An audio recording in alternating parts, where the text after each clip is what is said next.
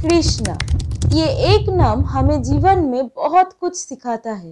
वो चाहे निस्वार्थ प्रेम हो या दोस्ती, नारी का सम्मान करना हो या युद्ध में शत्रु के खिलाफ शस्त्र उठाना, हमारे प्रिय भगवान कृष्ण ने मानव जाति पर बहुत गहरी छाप छोड़ी है।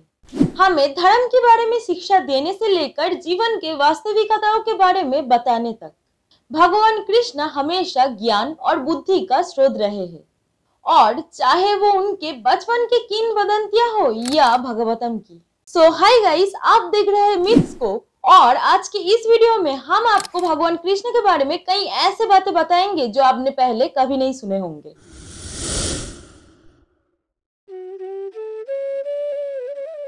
हम सभी भगवान कृष्ण को मक्खन चोर के नाम से भी जानते हैं, क्योंकि वह अपने दोस्तों के साथ मक्खन चुराते थे। लेकिन वो मक्खन सिर्फ उनके या उनके दोस्तों के बीच ही नहीं बांटा जाता था। भगवान कृष्ण उस मक्खन का एक बड़ा हिस्सा बंदरों में बांट देते थे, क्योंकि बचपन से ही भगवान श्री कृष्ण ये अच्छी तरह से जानते थे कि वो असल में कौन है, और पिछले जन्म की सारी बातें उनको अच्छी तरह से याद थे। और उन्हें ये बात अच्छी तरह से याद थी कि जब उन्होंने श्री राम के रूप में इसी धरती पर जन्म लिया था, तब इन बंदरों ने ही माता सीता को बचाने में प्रभु श्री राम की मदद की थी। और इसी वजह से हम सभी के प्यारे भगवान कृष्ण अपने मक्खन का एक बड़ा हिस्सा बंदरों में बांट देते थे। माता यशोदा दुष्ट राजा कंस द्वारा श्री कृष्ण को मारने के लिए भेजे गए राक्षसों के कारण हमेशा चिंतित रहती थी, और उनको इन सभी राक्षसों और नकारात्मक शक्तियों से बचाने के लिए माता यशोदा ने एक तरकीब निकाला। उन्होंने छोटे से श्री कृष्ण को लड़की की पोशाक पहनाकर उन्हें लड़के की बजाय लड़की जैसा दिखाने की कोशिश की थी, ताकि वो जो सारे राक्षस और नेगेटिव एनर्जीज थे वो सब कंफ्यूज हो जाए और बाल कृष्ण पर हमला ना करे। और इसी कारण माँ का प्यार सबसे गहरा और सबसे अनोखा होती है। पौराणिक कथाओं के अनुसार एक बार भगवान श्री कृष्ण बहुत बीमार पड़ गए थे, और भगवान श्री कृष्ण की तबीयत इतनी खराब हो गया कि मुश्किल हो गया था उनको ठीक करना।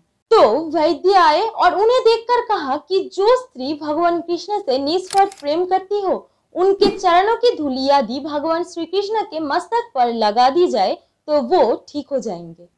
और जब ये बात श्री कृष्ण के 8 पत्नियों को पता चली तो वे अपने चरणों की धूल देने से साफ इनकार कर दिए, क्योंकि वे नहीं चाहती थी कि उनके चरणों के धूल उनके पति के सिर पर पड़े और वे इस पाप के भागी बने और नरक जाए।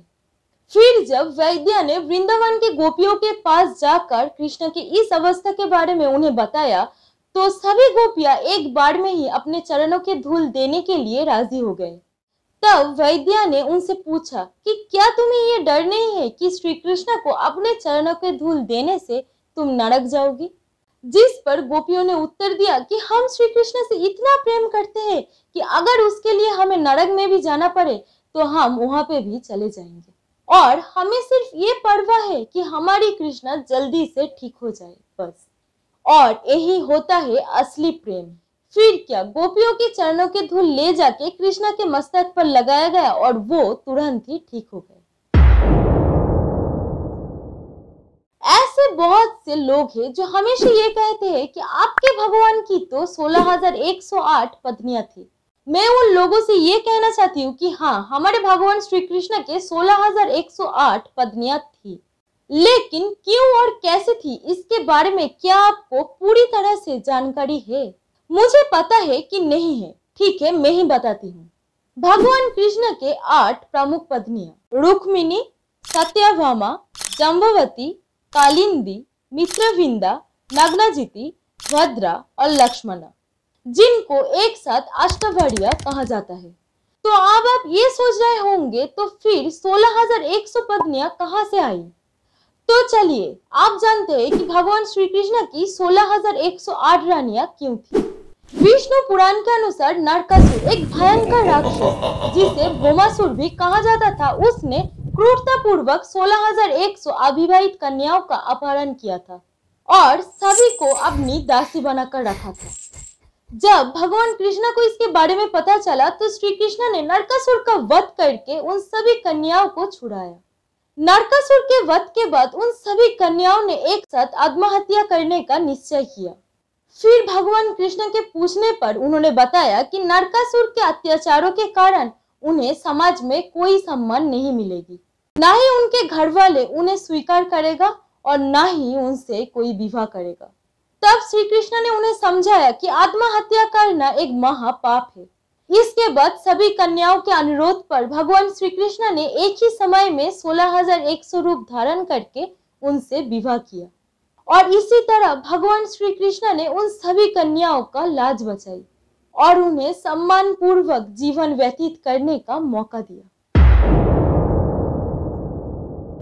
सुदामा भगवान कृष्ण की मित्र और भक्त थे।